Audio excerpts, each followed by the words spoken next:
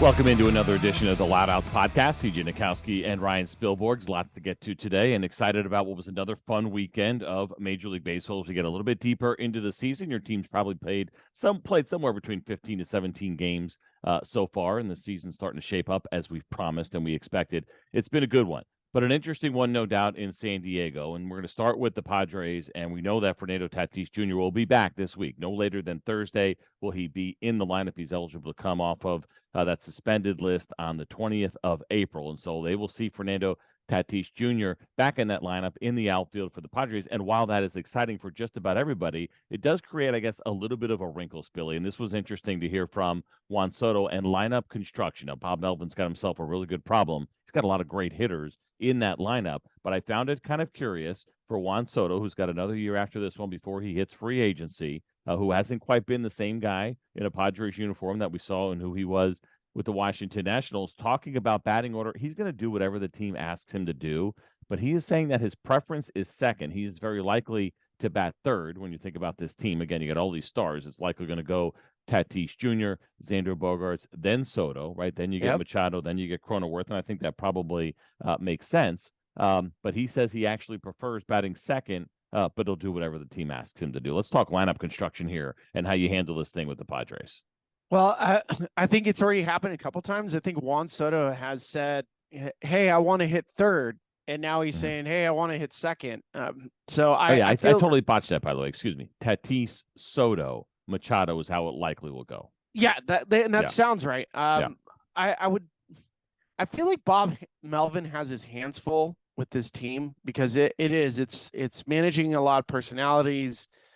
There are a lot, right? Like you have Xander that just came over. He's a superstar. You have Manny, who's a superstar. Fernando, who, I mean, when he's right, he's amazing. He's a superstar. You have Juan, who's struggling, superstar. Cronenworth is like under the radar superstar. And so like you're trying to put a lineup together to just win baseball games. Right now they're a game below 500. And it doesn't feel, you know what I'm saying? It doesn't feel like it's just like Bob can say, this is how it's going to go. It feels like people are telling him, this is what I prefer. And like, that's kind of a problem. You understand that when you have a good team, they don't care. They're like, I'll hit seventh. I'll hit ninth. I just want to help the team win. And when you hear, well, I'd like to hit second, I'd like to hit third, that's a problem for me. And so at this point now, when you do add Fernando Tatis, and yeah, I mean, like, dude, these guys are really good. I still love Juan Soto. I think he has a chance to be a Hall of Fame type hitter. That's how good he is. But we're in a position now where, you know, like Bob should be able to say if he wants to hit Juan Soto 6, he hits Juan Soto 6. If he wants to hit Fernando Tatis 9th, he hits him 9th. It should be whatever the lineup and how he feels like he should put it together, puts it together. That should be it. And it shouldn't worry about the order. Although my preference with this team would be Fernando first, Juan Soto second, Machado third, Xander Bogaerts 4, Cronenworth 5. That's the balanced better lineup. That is the balanced better lineup. But if you find out like, hey, Juan doesn't want to hit second, he wants to actually hit third. Machado doesn't love hitting second, but he'll hit second. But Xander kind of wants to be the leadoff guy because he likes those at bats. And Fernando is comfortable batting leadoff, but he also wants to be, you know, if he's not hitting leadoff, he wants to hit second. Like, what the hell? I don't know if that's going to happen, but it feels like it's going to happen.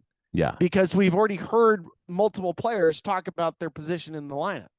Yeah, it's wild, man. And let me ask you this, because the other part of that, too, I mean, like you said, you got all these guys that you have to, not that you have to worry about, you shouldn't have to worry about, but you always wonder if an ego is going to come in or just a preference, or perhaps even the idea that you just feel like you're going to perform better, right? I know that Juan Soto looks about as comfortable as anybody in a big league uniform, but he has been struggling as a Padre. We're not seeing the same numbers, especially the start to this year has not been particularly good for him. And I think a little bit concerning. I know we don't get too worked up about batting average, but 172 does jump off the page here a little bit. An OPS plus of 105 for a guy who's got a career 156 OPS plus. That's kind of a, it's a little bit of a concern. It's 17 games, it's 74 plate appearances, but his numbers as a Padre have paled in comparison to who he has been and who he was with the Washington Nationals. Now, the other part of that is I think sometimes with guys, and whether you're a pitcher or a hitter, there is a perception of what you may do better or where you think you're more comfortable. And I think we've seen that kind of upended a little bit on the pitching side. I'll use Jeffrey Springs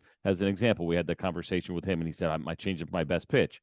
And as soon as he got to the Rays, they're like, no, your slider's your best pitch, and we got to work on the changeup, right? Like those kinds of things I think happen in the game. And I say that because it may feel like apples and oranges, but I think there's some comparison here. When you look at Juan Soto's career, he's been much better as a 3-hole hitter and actually in a 4-hole hitter than he has been as a 2-hole hitter. Now, it's 183 starts as a 2-hole hitter and 210 as a 3-hole hitter. So, I mean, that's a comparable number to some degree. 46 home runs compared to 25.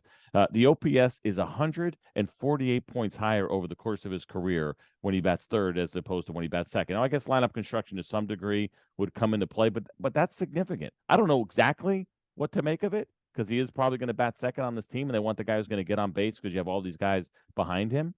But there is something to be said, and I'm wondering for him if that's what's on his mind. Is he looking at his career? Has he taken the time to say, you know what? My numbers as a 3-hole hitter and a 4-hole hitter have been much more productive than what they were and have been as a 2-hole hitter. And in the 4-hole hitter stuff, I didn't even bring up. That OPS is even higher, 996 for his career compared to 830 in the 2-hole. And that's 152 starts. It's a significant amount of plate appearances. So do you think that by any chance at all that's coming into play for him, understanding I've been better as a 3-hole hitter and even better as a 4? I'm struggling right now. I'm going to go to a 2 in the 2 spot in this order where I haven't been necessarily my best in my career.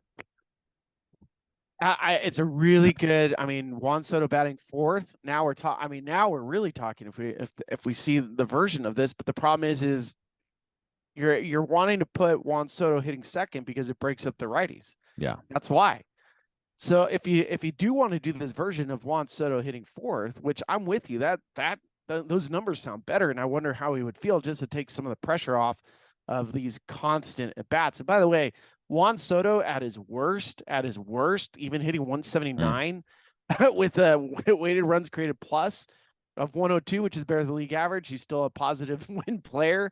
I mean, like, it's kind of crazy to consider that this is him at his worst. He really is at his worst right now. And he's still being productive with his at-bats. So if he were to do this version of Juan Soto hitting 4th, then it would probably sound something like this. It would be Fernando, Cronenworth, if you want to break up the lefties, Machado, Juan Soto, Bogarts hitting 5th. That's not bad. That is not bad at all. But again, you have personalities in the room, and this comes back to like my fundamental criticism of this entire kind of ordeal that's going. It's not even an ordeal, but what Bob is going to have to deal with is you're dealing with more personalities than just setting up the lineup for these players to succeed. And as I'm looking at Soto's numbers, and he had a nice quote the other day. I remember we were in. I was doing a game and watching, opening weekend, and go, he doesn't look right. I know the pitch clock is messing with his timing. I know it is, because he's not doing his Juan Soto shuffle. He's not shuffling his feet forward. He usually goes forward towards the pitcher. He's falling off. And here's Soto's quote. Everybody's talking about what I'm doing wrong. Nobody's telling me what I'm doing to fix it. I can tell that they've been seeing it. I see it every day. I'm pulling myself this way. I'm trying to find a way to fix it. So he understands it, and the numbers even bear it out. CJ, listen to these numbers from Juan Soto when it comes to his hitting. He's grounding out more than he ever has in his career. It's less line drives ever in his career by a lot. He's at 7%. Last year was at 16%. His high water mark was 19 in when it was 21%, which is off the charts. Like 21% line drive rate. Why is line drive so important? It tells you you're on time. You're on time when you're hitting a line drive. You're late when you hit ground balls. Yeah. You are late when you're hitting ground balls. And so Soto is clearly late, which is why I've been saying this. He's been spinning off. His swing is rotational. It's usually directional. It goes back and forward towards center field. His pull percentage, because he's late, he's at 50%. Normally his average is 36%. So he's pulling the ball way more than he ever has. He's not going to center field as much because he's late. Yeah. He's at 33%. He's not going to opposite field as much He's at 16%. That's most of the time. It's a quarter of the time he hits the ball opposite field. Oh, and by the way, the average exit velocity, although it's higher than most, is down for his career. So Hey, all of explain that those, to people real quick, because if I'm listening, and this is what I love about working with you, a lot of different reasons, but as a hitter, when you say that his pull percentage is higher than usual, but you feel like that it's an indication that he's late. yeah. So whenever you're late, and I'll give the example, like, have you ever, like, whenever you're late, the first thing your body does is compensate for being late. So you'll hear like the front shoulder will pull open, or the hip will pull open, or your foot will even go in the wrong direction. Like normally, directionally for Juan Soto specifically, since we're talking about Juan, but this works for anybody that's late. Your foot should be going towards the pitcher. It rarely should be opening up towards a foul line. You just shouldn't do that. And if you are doing that, it's because you're late, unless you're doing it on purpose and that's your natural swing, which very rarely have I ever seen that. So you should be stepping towards the pitcher. And when you're late, you're probably rotating. So your front shoulder pops out, your hip pops out, and then you're coming over the top of it because you're having to speed up everything, and you end up pulling. So like when I would ground out to shortstop or third all the time, it wasn't because I was trying to do that. It was because I was late. I would have to like rush through my swing. So I'd never had my barrel in the hitting zone. I was never able to ride my hands through it. And I couldn't hit a line drive because my swing was so steep and quick. So that's what happens when you're late. You get rotational. You just start spinning. Gotcha. Okay. And so that's what's happening with Juan, unless he's a natural pull hitter. But we know he's not. We know he's not. He is not a natural pull hitter. He pulls the ball 36% of the time. A guy like Craig Biggio was a natural pull hitter. Little arms would stand on top of the plate. Alex Bregman, natural pull hitter. Little arms stand on top of the plate. That's not Juan Soto. Yeah. Soto was center opposite field. So anytime you see these type of numbers, it's telling you he's late. So he's got to figure out how to get his timing back. And for me, if I was telling him to do it, I would probably get him to back off the plate a little bit, just so he can have a little bit more space. He feels rushed, and to get the Soto shuffle, and we'll pay the fines on this thing. He's got to get his body going back center up the middle. Otherwise, he's got no shot for a bit. It's really amazing to think that something like the pitch clock could mess him up because he can't do those things that he'd like to do in between. You mentioned the San Diego Padres right now. They're a game under. They're a third-place team. They start a 3-game series with the Atlanta Braves. I hate that part of the schedule, the way things work out sometimes, right? They're going to be done with the Braves in April. I know that's so hard to balance the schedule, but they've already played them in Atlanta. Now they have them in San Diego, and then they're done with them. And it's a couple of powerhouse teams that I feel like in general this stuff should be spread out when you're only playing a team for one series, a home and home, and that's it. I hate when this happens. It's happening right now to the Rangers. They just played the Royals, went and then played a series against Houston. Now we're in Kansas City playing the Royals again. So Jacob deGrom is going to make back-to-back starts against the Kansas City Royals. It's one thing when it happens within your division, but when it's outside of your division, I know there's just so much that goes into getting the schedule right. It's very complicated, but I don't like when that happens. And I don't even like the idea of the Padres playing the Braves because that's a fun series to watch, and to have that happen and be over with in April instead of spreading it out a little bit more. So again, I know how difficult it is with the schedule. One last thing on the pitch clock. This came up. Luis Garcia threw the first game of the series for the Astros against the Rangers. No more rocking the baby.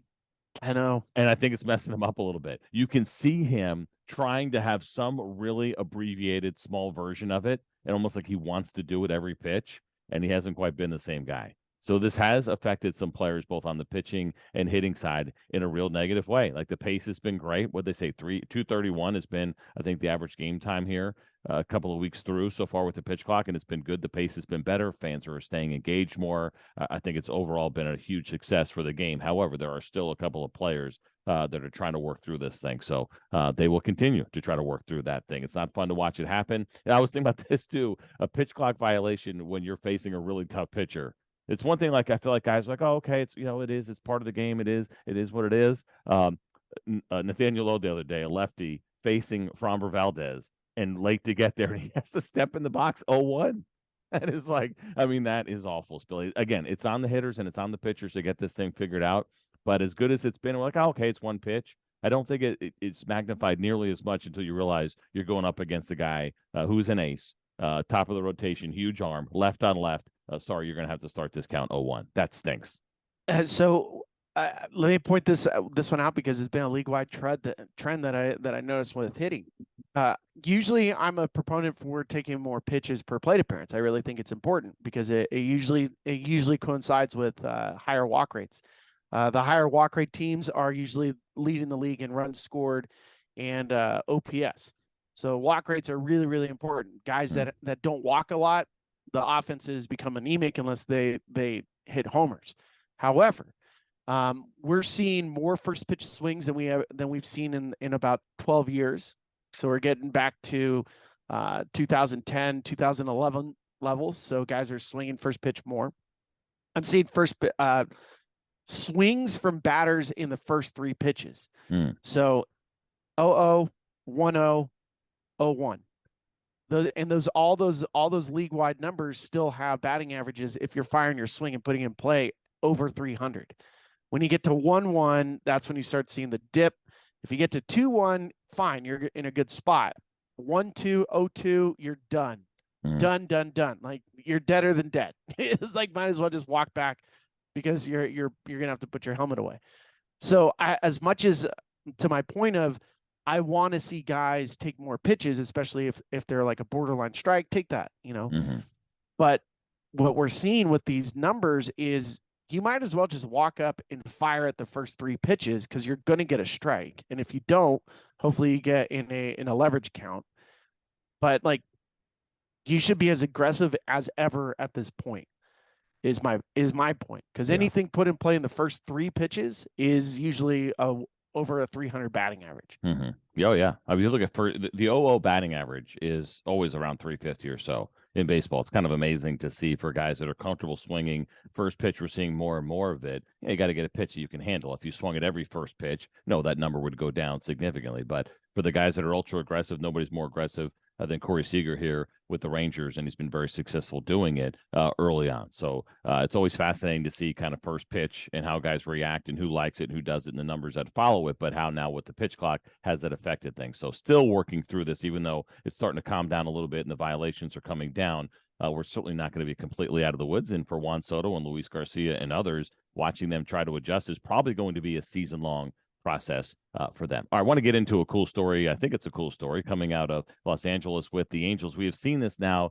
from Perry Minasian, the new general manager the last couple of seasons with the Angels, and how aggressive he has been with his draft picks. This is ultra aggressive. However, I will tell you, I felt like I was rushed to the big leagues. I got called up to a year to the day that I signed. It was a calendar year. That's pretty aggressive.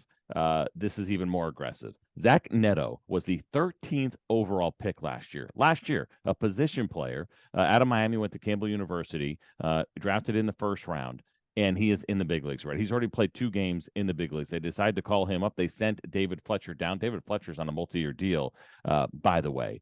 But last year, after the draft, he went and played. Neto did 37 games between high A and double A, was very successful, hit nearly 300, had 5 home runs in those 37 games. All the numbers looked really, really good.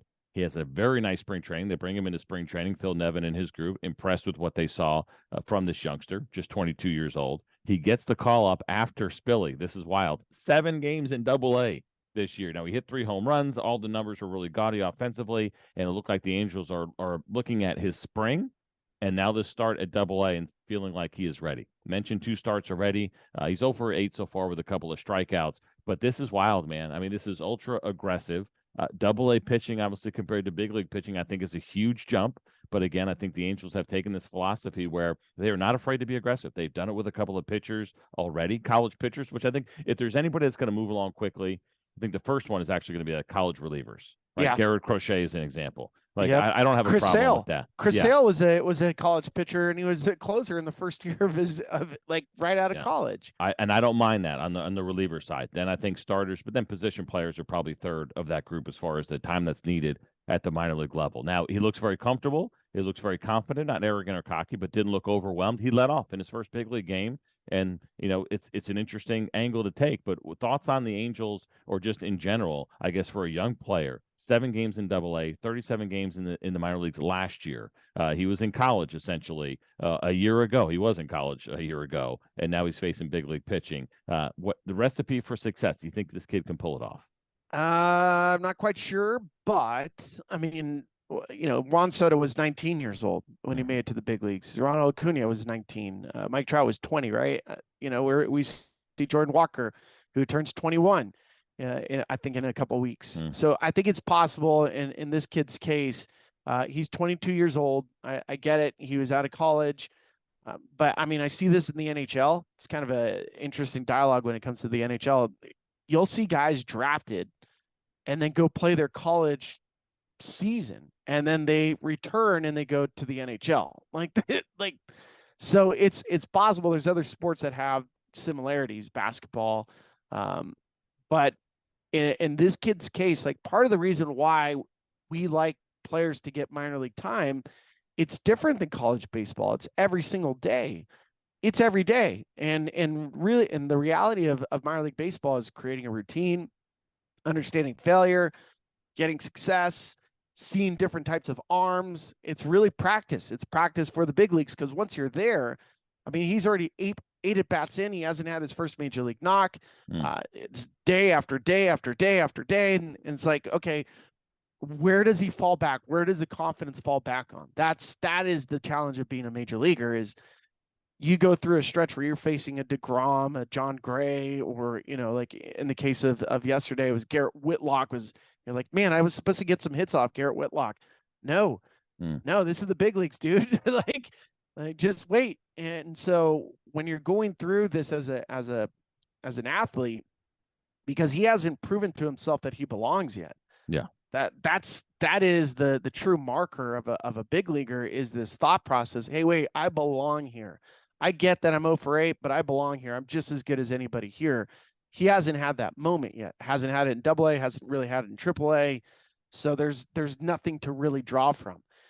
Unless you think he has this crazy confidence, which is what Acuna had, which is what Soto has, what Trout had, seeing this kid Jordan Walker. I mean, like he doesn't know any better, right? Because he's just he thinks he should be there. So this kid's case is a little unique.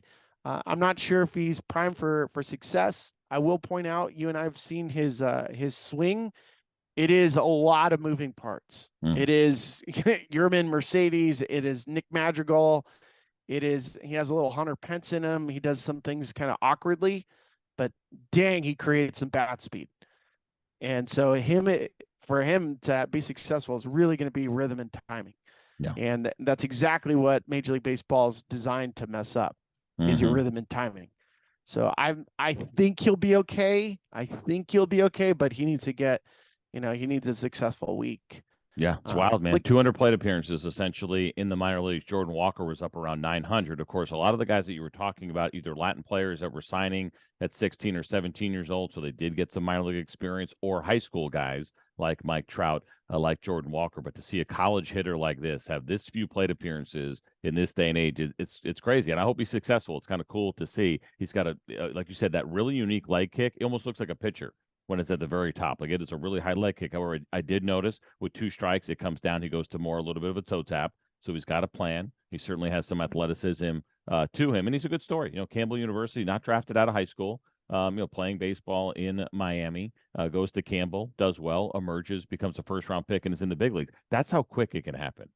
Right? I mean, think about it. Not that Campbell's a bad school, but, obviously not going to a big-time baseball in a Power 5 kind of school, and yet he becomes a first-round pick. I love those stories in our game. It'll be interesting to watch. We have seen this, however, before to some degree. It's been a while.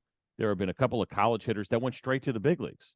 John Olerud never played in the minor leagues, right? Never once. Pete Incaviglia never played in the minor leagues, like right to the big leagues. The Incaviglia story is wild, man. Like, if you sit there and look at the numbers for him in that first year, when he comes out of college, he was an Oklahoma State guy, and he goes to the big leagues. He was drafted in 85, so didn't play that year, signs late, goes next year, and he's playing for the Texas Rangers in the big leagues. He hits 30 home runs. He punched out 185 times, which led the league back then. But it was a good year. I mean, it was a really good year, and he went on to have a very nice career. Did not see the minor leagues for a long time, probably not until it was a rehab assignment back in 1997, right? It was 11, 12 years later before he ever saw the minor leagues. John Olerud the same way, right? Now, again, these are older guys. We're going back to the 80s. In the case of John Olerud, 1989, of course, had a really nice career, played in 6 games after getting drafted in 1989 from Washington State University and did well, made 6 games, but he went 3 for 8. Next year, he makes the team, and he doesn't see the minor leagues throughout his Borderline career. Hall of Famer. Yeah. Hall of Famer. Wow. What did he end up 2,400 hits? Was he at or 2,200 hits? 2239 for John Olerud. He was a 295 hitter with a 398 on base. How about that? Like 5 points short of being a 300 hitter, 2 points short of being a 400 on base guy for his career. 129 OPS plus, so 29% better than league average. But you're right, probably puts him just below that number as a first baseman. But a tremendous career. Got to spend a little bit of time with him with the Yankees, and a super nice guy, and just one of those really nice superstars that you run across, which is always a treat. But it has happened, I guess, is kind of my point. What I'm getting at as far as very limited time for a college hitter. So hopefully this happens now. A lot different with the information and the adjustments that you have to make. But for Zach Neto, this is kind of a neat story. Sorry, Spilly. I had to get a dad joke in there eventually. So we'll keep an eye on that one going forward. Lots of other things we want to get to. We're starting to run out of time, Spilly, because we went a little bit long here. But we do want to talk about the Tampa Bay Rays finally lost. We've been covering this story the whole time. 14-2 now. They did lose 2 out of 3 up in Toronto. A little 2-game losing streak, and right back on track on Sunday. No real concerns here, I don't think, for the Rays. Outside, of course, Jeffrey Springs, we find out, will be out for a couple of months now, and we'll see ultimately there how they fill that void. But they've done a good job of that up to this point. But it happened. 14-2. The Rays, they will lose at least 2 games this year, we've come to find out. Fangraphs has the projected full season win total now for the Rays at 95 wins. The Braves are at 95 wins. Braves are 12-4. I'm telling you, Braves are the best team I've seen live in baseball right now. They are loaded. The Rays, I haven't had a chance to watch them up close, but somebody that I work with the Apple games, Trisha Whitaker, they pitched really well. They're playing really good defense, and their offense, they're still plus 72 on the run differential. The fun differential is just off the charts. And like, as a quick note with Toronto looks really good. Toronto looks good, except I still am going to say the bugaboo with Toronto is their defense. Bo Bichette at shortstop might, have to make an adjustment at some point. So they almost lost the series to the Tigers last week. They got bailed out by some bad base running by the Tigers, but like, they're good. They can hit, and Bo can hit. But defensively, I have some question marks, and I'll continue to have question marks for the Blue Jays. That the pitching staff is fine. Kikuchi looks good. The stadium's playing really small. So this is a Toronto stadium. If Kevin Kiermaier is hitting line drives into the second deck, that should tell you something. It's that this thing might have been a little bit too small. But Blue Jays look good. And the Rays are good. So that American League East, CJ, you see this? Blue Jays 10-6, Yankees 10-6, Rays 14-2. Yes, that's nasty.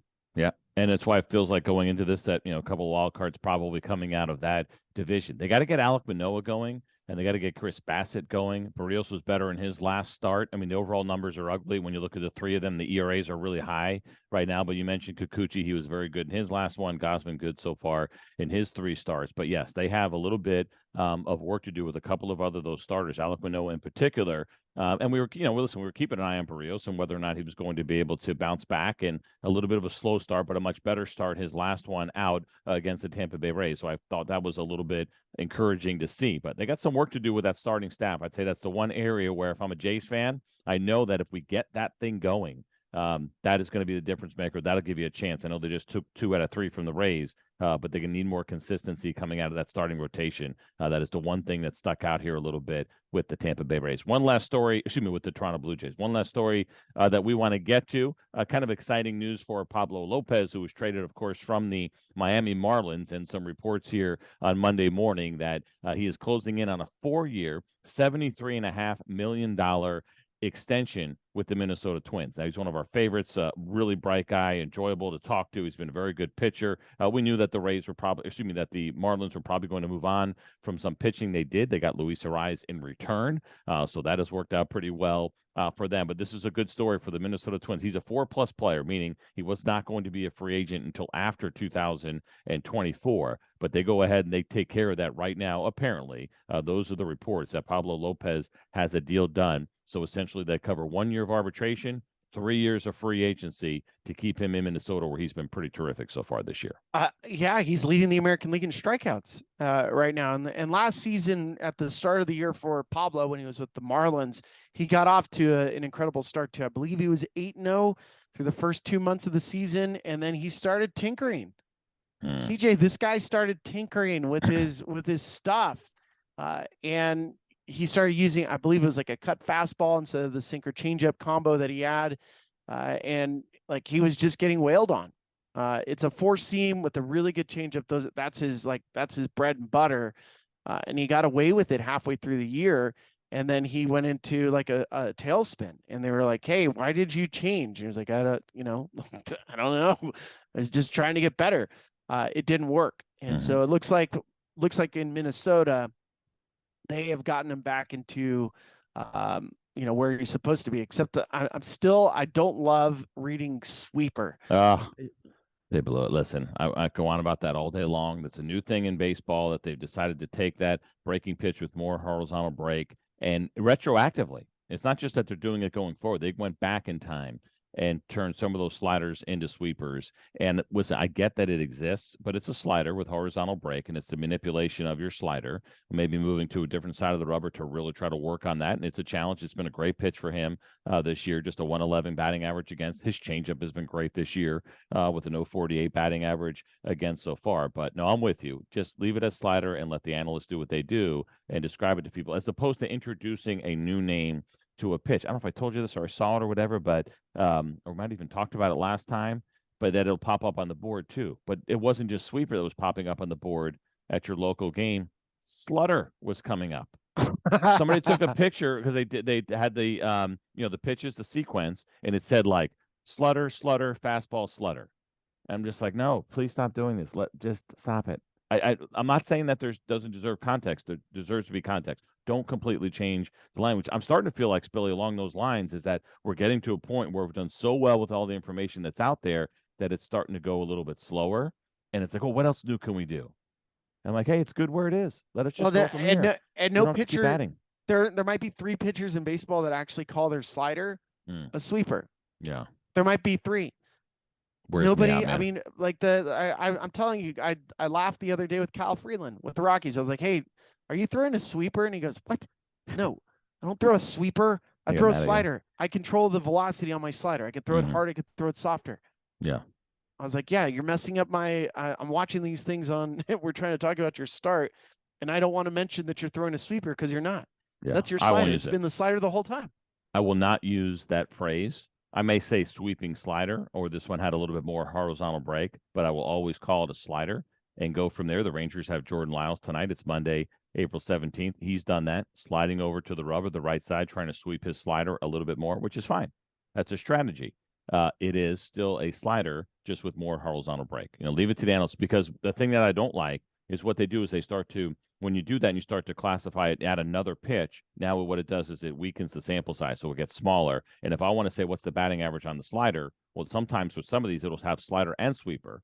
Yeah. And I got to add that stuff together, and I just prefer that we not do that. So it is what it is. We can always find something, Spilly, to complain about. But Pablo Lopez gets himself a contract extension. It sounds like reports here early on Monday morning that that's going to get done with the Minnesota Twins. They're doing a nice job of trying to keep this team together, keep some of that pitching together, because they know they're going to lose some here to free agency. And so making sure they had that protected going forward. It's a good move. This is an easy guy to invest in because he's such a bright guy. He's been so good. He's off to a really nice start. But in the meantime, Sonny Gray is a free agent at the end of the year. I believe Maeda might be a free agent as well. And so they got some work to do to make sure they keep their starting pitching together.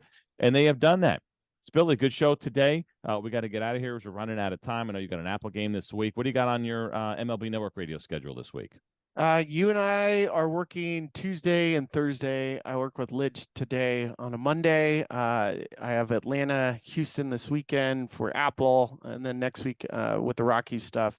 They've been scuffling. I'll go to Cleveland next week, which will be fun. Yeah. So you get to see some Loud Outs family like Chris Jimenez and Jensen Lewis. That's always fun. I mentioned the first place Rangers, by the way, Royals, and then a fun week. And then it's City Connect jersey reveal going on today. The Rangers will wear those. Those are nice this week. Yeah, it's going to be fun, man. I'm excited about it. Got a big meeting today, but got to see them this morning. All right, we're out of time, Spilly. Less than a minute left. So we got to go. We always appreciate you guys listening to the Loud Outs podcast. Have a great day, everybody.